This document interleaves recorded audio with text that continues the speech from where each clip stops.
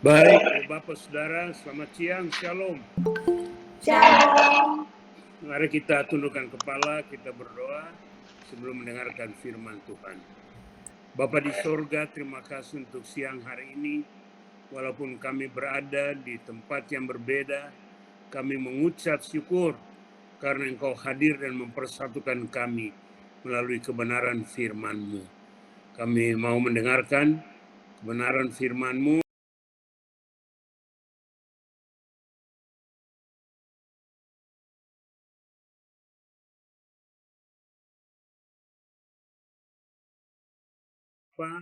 Karena kami sudah siap untuk mendengarkannya. Dalam nama Tuhan Yesus, firman yang hidup, kami sudah berdoa dan mengucap syukur. Amin. Saudara, selamat siang. Shalom. Shalom. Shalom. Ini lucu karena persekutuannya masih online. Padahal kalau makan siang bisa gabung. Siang hari ini saya akan bicara tentang tema bagaimana kita hidup. Kita bersyukur kita udah melewati 2 tahun lebih COVID ini dengan segala implikasinya. Tapi kita masih tetap hidup. Semua itu oleh karena anugerah Tuhan. Semua karena campur tangan Tuhan. Nah, persoalannya bagaimana kita hidup? Untuk apa kita hidup? Saya dan istri pernah diundang mengunjungi gereja besar Saddleback di California. Gembalanya Dr. Rick Warren, penulis dari buku Purpose Driven Life. Untuk apa kita hidup? Luar biasa. Dan ada 3 hal penting yang dikemukakan ialah tentang hidup ini. Pertama, dikatakan bahwa life is a test. Hidup ini adalah sebuah ujian. Jadi tiap-tiap hari kita menghadapi ujian. Ujian itu besar, kecil. Ya, seperti kita menyeberang laut. Ombaknya kecil, ombaknya besar. Itu tidak jadi masalah. Tetapi tiap-tiap hari kita menghadapi. Dan dikatakan semua menghadapi. Buktinya ketika setiap orang yang lahir yang diharapkan ialah suara tangisnya. Anak itu menangis. Tanda bahwa welcome to the real world. Selamat datang di dunia nyata yang penuh dengan tantangan dan persoalan. Yang kedua, life is a trust. Hidup ini adalah sebuah kepercayaan. Saudara dan saya masih hidup hari ini oleh karena kepercayaan dari Tuhan. Saya bersyukur sekarang 50 tahun melayani sepenuh waktu. Puji Tuhan, saya mengucap syukur karena tidak menoleh ke kiri, ke kanan, atau ke belakang. Saya tetap maju dan melayani karena hidup ini adalah panggilan Tuhan, ini adalah kepercayaan dari Tuhan. Yang ketiga, life is a temporary assignment. Hidup ini adalah penugasan sementara. Nah, kalau ini penugasan sementara, berarti kita benar-benar we do our best. Kita harus melakukan yang terbaik. Dan saya lanjut, we do our best and God will do the rest. Amin. Amin. Setiap hari kita pikirkan yang baik, kita lakukan yang baik, yang terbaik yang bisa kita buat. Dan Tuhan akan melakukan menyempurnakannya. Jadi tema kita hari ini, bagaimana kita hidup. Hal yang pertama, di dalam Efesus pasal 4 ayat yang pertama, hidup berpadanan dengan panggilan. Bagaimana kita hidup? Hidup kita harus sesuai dengan panggilan Tuhan. Tuhan Yesus mati menebus kita. Kemarin kita merayakan kenaikan ke surga. Semuanya dilakukan untuk membawa kita dari kegelapan datang kepada terang. Karena itu hidup berpadanan artinya hidup di dalam terang, hidup yang baru. Barang siapa yang ada dalam Kristus, dia ada ciptaan yang baru. Jadi seperti dikatakan dalam Efesus 4, ayat yang pertama, sebab itu aku menasihatkan kamu, aku orang yang dipenjarakan karena Tuhan, supaya hidupmu sebagai orang-orang yang telah dipanggil berpadanan dengan panggilan. Sesuai. Jangan sampai kita udah dipanggil, diselamatkan, ditebus, tapi hidup kita tetap hidup yang lama. Tidak boleh. Hidup yang berpadanan. Itu sangat penting. Mata Tuhan menjelajahi seluruh bumi. Dia melihat, mengenal saudara dan saya secara pribadi. Kita dimanapun kita tetap terbuka di hadapan Tuhan. Sebab itu pastikan bahwa hidup kita berkenan. Saya 50 tahun ini puji Tuhan. Saya mendisiplinkan diri untuk tiap-tiap pagi bangun tidur berlutut. Terima kasih Tuhan untuk satu hari yang baru. Saya serahkan hidup dalam tangan Tuhan. Tuhan sucikan, Tuhan kuduskan, Tuhan lengkapi dengan hikmat, kebijaksanaan. Dan Tuhan pakai sehabis-habisnya untuk kemuliaan Tuhan. Karena apa yang dipakai Tuhan, itu akan dipelihara, diberkati oleh Tuhan. Jadi itu saya alami, nikmati selama 50 tahun dalam pelayanan. Puji Tuhan. Jadi hidup yang berpadanan sesuai dengan, saya pakai istilah yang sederhana. Tiap-tiap hari kita lihat ke atas. Apakah Tuhan tersenyum lihat hidup saudara? Atau Tuhan geleng-geleng kepala? Di tempat kerja, di rumah. Apakah Tuhan tersenyum? Atau Tuhan geleng-geleng kepala? Di persekutuan, semua nyanyi bagus-bagus, khotbah bagus. Tapi sesudah persekutuan, apakah Tuhan tetap tersenyum? Jadi sekali lagi hidup yang berpadanan dengan panggilan Tuhan. Yang kedua, hidup di dalam pengenalan akan Tuhan. Efesus 4. Mari kita lihat ayat yang ke-17. Sebab itu kukatakan dan kutegaskan ini kepadamu di dalam Tuhan. Jangan hidup lagi sama seperti orang-orang yang tidak mengenal Allah dengan pikirannya yang sia-sia. Ada perbedaan. Kita harus hidup sebagai orang yang mengenal Allah. Dan Allah lebih mengenal kita. Itulah sebabnya apapun kondisi, situasi, harus hidup mengenal Allah. Saya tahu bahwa Allah di pihak saya. Jika Allah di pihak kita, siapakah yang akan melawan kita? Saya ingat lebih dari 2 tahun yang lampau, saya di Medan harus lanjut ke Brastagi untuk khotbah.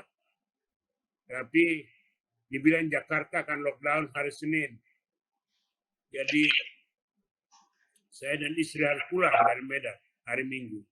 Hari Senin pagi habis doa, baca firman Tuhan, saya duduk di ruang tamu. Saya lihat, boleh menikmati, dan saya berkata kepada Tuhan, Lord, I don't understand, but I trust you. Tuhan, saya tidak mengerti, tapi saya percaya.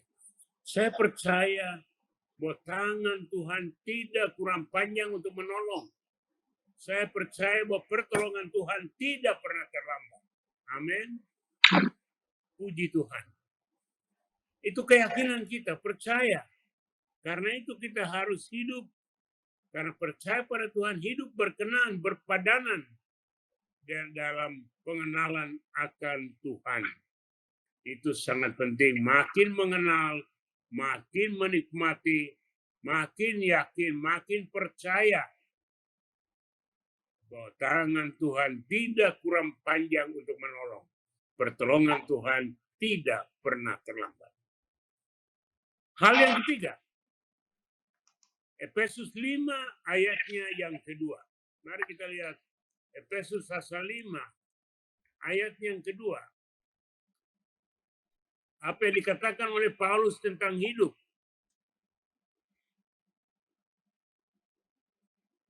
Dan hiduplah dalam kasih sebagaimana Kristus Yesus juga telah mengasihi kamu dan telah menyerahkan dirinya untuk kita sebagai persembahan dan korban yang harum bagi Allah.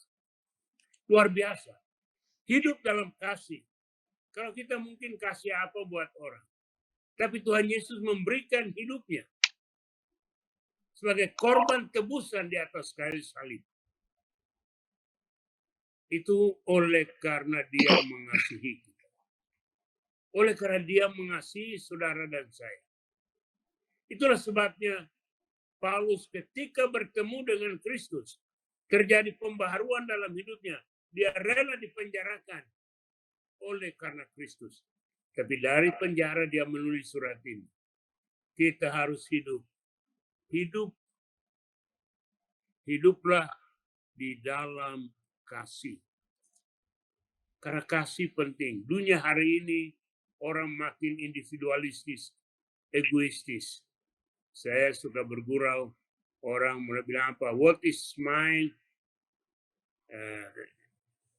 What is mine, I will keep it.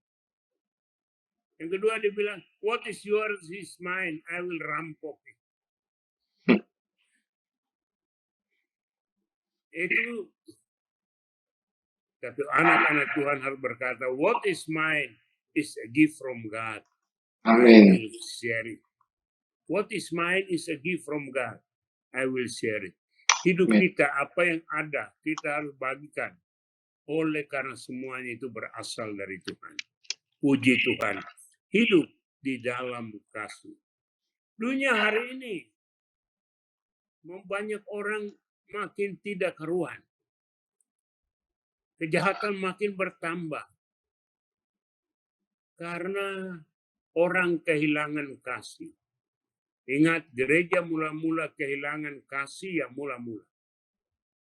Sehingga Tuhan ingatkan, harus kembali kepada kasih yang mula-mula. Mengasihi tanpa pamrih. Mengasihi, saya tiap pagi sambil berlutut, berdoa untuk banyak orang. Termasuk pemerintah negara dan bangsa. Presiden Joko Widodo saya sebutkan, namanya tiap-tiap hari. Puji Tuhan.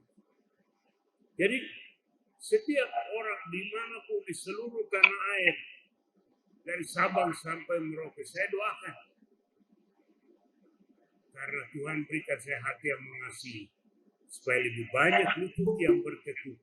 Lebih banyak lidah yang mengaku bahwa Yesus Kristus adalah Juru Selamat dan kalau kita lakukan itu dengan baik, puji Tuhan. Kita akan menikmati bagaimana cara Tuhan bekerja, bagaimana cara Tuhan memimpin jalan hidup kita. Saya 50 tahun melayani dan tidak digaji dari hari pertama. Tapi sampai hari ini belum pernah berkekurangan. Saya pakai istilah dan ada lagu yang kemudian ada orang gereja dari HGP yang karang, hai berkat kejarlah daku engkau akan kutangkap. Tiap hari ada saja berkat Tuhan. Jadi kalau kita datang kepada Tuhan, Tuhan memberikan apa yang kita tidak bisa. Itulah sebabnya mari kita mengasihi Tuhan dengan segenap hati. Mengasihi sesama seperti diri kita sendiri. Hiduplah di dalam kasih. Ingat, Paulus di penjara. Tapi dia ingatkan kita. Hiduplah di dalam kasih. Mengasihi orang lain. Mengasihi sesama. Mengasihi orang tua kita. Mengasihi suami. Mengasihi istri. Mengasihi anak-anak. Mengasihi atasan bawahan. Rekan sekerja. Mengasihi sebagaimana Kristus telah mengasihi kita. Jadi ingat Ibu Bapak Saudara, karena kita hidup di tengah-tengah dunia yang orang banyak kehilangan kasih. Ya. Jadi kita harus sebagai gereja Sebagai orang percaya, mari kita tunjukkan bahwa kita mengasihi. Kita mengasihi sesama kita seperti kita mengasihi diri sendiri. Mengapa? Karena Tuhan sudah terlebih dahulu mengasihi kita. Dan kalau kita hidup dalam kasih, kita enjoy, kita menikmati. Saya tidak ngomong dari pengetahuan, tapi pengalaman hidup. Bagaimana cara Tuhan menjaga, bagaimana cara Tuhan memelihara, menopang seluruh kehidupan ini. Jadi saudara ingat, hal yang pertama hidup berpadanan, yang kedua hidup dalam pengenalan yang benar, yang ketiga kita hidup di dalam kasih, yang keempat hidup sebagai anak-anak terang. Dalam ayat yang ke-8, Efesus pasal 5. Efesus 5 ayat yang ke-8. Apa yang dikatakan? Ya ini minta maaf tambah tua, mesti. Atau ada yang baca, silakan. Ya. Memang dahulu kamu adalah kegelapan, tetapi sekarang kamu adalah terang di dalam Tuhan. Sebab itu, hiduplah sebagai anak-anak terang. Iya ya. Dahulu kamu adalah kegelapan. Sekarang kamu menjadi terang. Oleh karena terang Kristus. Sebab itu hiduplah di dalam terang. Jangan lagi kembali ke kegelapan. Kegelapan itu masa lampau yang tidak berkenan pada Tuhan. Hidup egois, individualistis, itu masa lampau. Tetapi kita hidup sebagai anak-anak terang. Karena terang Kristus menyinari kehidupan kita. Saya rambut makin habis, kepala makin terang. Wih, bercahaya. Puji Tuhan. Ya, itu tanda pemeliharaan Tuhan. Saya selalu bergurau, setiap rambut yang copot itu dihitung oleh Tuhan. Berarti tiap hari mata Tuhan tertuju melihat. Ya, kalau kita hidup di dalam terang, tidak ada yang kita sembunyikan. Apalagi Tuhan tahu, mata Tuhan menjelajahi seluruh bumi dan melihat orang-orang yang bersungguh-sungguh hati kepadanya. Saudara tahu di jemaat di Korintus, kalau kita baca 1 Korintus 2 ayat 14 sampai pasal 3 ayat yang ketiga, Paulus memberi gambaran tentang 3 kategori orang gereja pada saat itu. Kategori pertama ialah orang-orang yang sudah masuk gereja, ikut persekutuan, tapi tidak memiliki Kristus dalam hati. Belum percaya. Ikut nyanyi, dengar khotbah, bahkan berkhotbah, tapi belum memiliki Kristus. Tipe yang kedua, orang-orang yang sungguh-sungguh percaya menerima Yesus sebagai juru selamat. Disebut orang Kristen rohani. Yang tadi orang duniawi. Dan yang ketiga, orang Kristen yang hidup dalam tabiat duniawi. Dia udah percaya, tapi kehidupannya tidak ada perubahan. Billy Graham Association pernah membuat survei berapa tahun yang lampau. Dan menemukan bahwa hanya 5% orang-orang Kristen di Amerika pada saat itu, 5% yang hidup secara rohani. Yang lain hidup antara gelap dan terang. Tidak jelas. Tidak punya kredibilitas di dalam kehidupan masyarakat. Pekerjaan. Itulah sebabnya, Ibu Bapak Saudara, sangat penting bagi kita. Kolose 3 ayat 23 dikatakan apa? Apapun juga yang kamu perbuat, perbuatlah itu dengan segenap hati seperti untuk Tuhan. Apa saja. Buat, lihat di atas, apakah Tuhan tersenyum? Apakah Tuhan berkenan? Karena itu kita benar-benar hidup sesuai dengan firman Tuhan. Membaca Alkitab tiap-tiap hari. Berdoa. Bersaksi. Melayani orang lain. Dan itu akan menolong kita untuk bertumbuh secara dewasa. Makin hari makin dewasa di dalam iman. Makin kita menikmati hidup ini. Enjoy. Menikmati hidup ini. oleh karena campur tangan Tuhan yang dahsyat, yang luar biasa dalam segala hal. Saya bersyukur benar-benar menikmati. Semua yang saya sampaikan ini adalah kebenaran yang saya nikmati dalam hidup. Tidak ngomong teori, tapi menikmati. Tuhan Allah Maha Hadir, Allah Maha Tahu, dan sangat penting bagi kita sekalian untuk tetap hidup berkenan kepada Tuhan. Hal yang terakhir, yang kelima, dalam pasal 5 ayat yang ke-15. Efesus 5 ayatnya yang ke-15. Karena itu perhatikanlah dengan seksama bagaimana kamu hidup. Jangan seperti orang bebal, tetapi seperti orang arif. Perhatikanlah dengan seksama bagaimana kamu hidup. Ini Paulus mengingatkan. Dia menulis pada jemaat di Efesus. Jemaat di Efesus saat itu tidak beda dengan kita hari ini. Berbeda-beda, bermacam-macam. Seperti saya bilang tadi, 3 kategori. Tapi Tuhan mengingatkan kita untuk tetap hidup sebagai orang-orang bijak. Orang-orang yang memiliki hikmat dan pengertian dari Tuhan. Mengerti ini benar, ini tidak benar. Mengerti mengatakan tidak, ya atau tidak. Itu jelas. Mengerti bahwa melakukan semua tugas dan tanggung jawab dengan baik. We do our best and God will do the rest. Itu harus menjadi prinsip dalam kehidupan kita. Secara pribadi, keluarga, juga sebagai karyawan di tengah-tengah perusahaan. Biarlah tiap-tiap hari hidup kita benar-benar menyenangkan hati Tuhan. Hidup yang berpadanan dengan panggilan Tuhan. Dia memanggil kita dengan membayar mahal. Dia mati di atas kayu salib untuk kita. Hidup dalam pengenalan akan Allah. Makin hari makin kenal. Tak kenal maka tak sayang. Makin mengenal makin sayang. Puji Tuhan. Hidup dalam kasih. Mengasihi. Tidak lagi egoistis. Tapi mengasihi. Melayani. Mengasihi sungguh-sungguh. Melayani dengan sungguh-sungguh. Hidup sebagai anak-anak terang. Jangan bersembunyi. Tapi hidup sebagai anak terang. Dan yang terakhir tadi, hidup sebagai orang bijak yang memahami, mengerti. Jangan sembrono dalam hidup. Jangan sembrono dalam tugas dan pekerjaan. Tapi minta hikmat dari Tuhan.